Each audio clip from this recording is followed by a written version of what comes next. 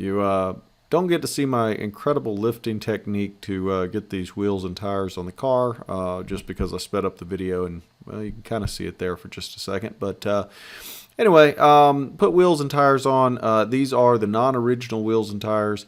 As far as I know, it's the first time that the original wheels haven't been on the car. As far as I know, it's never been modded or had aftermarket wheels or anything put on it.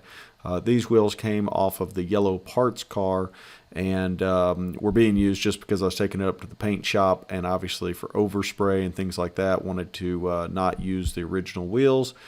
So we threw these on so that if any overspray or anything happened, wouldn't be on the final wheel set. Same thing with the subframe. We put on a different subframe and front shocks for the same exact reason, because they were painting the engine bay. And so, pretty excited since it was the first time it had been on the ground in about a year.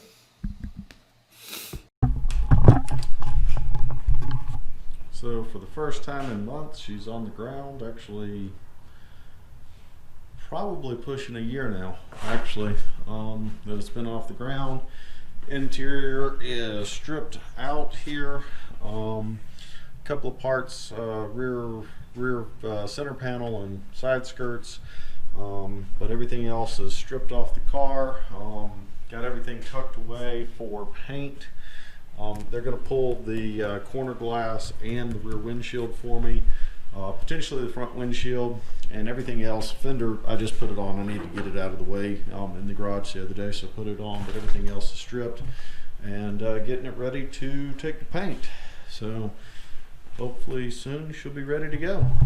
Hey guys, hope you enjoy watching the restoration of the rusty Barnacle, Integra Type R 98-111. Please subscribe and keep looking for updates. Thanks.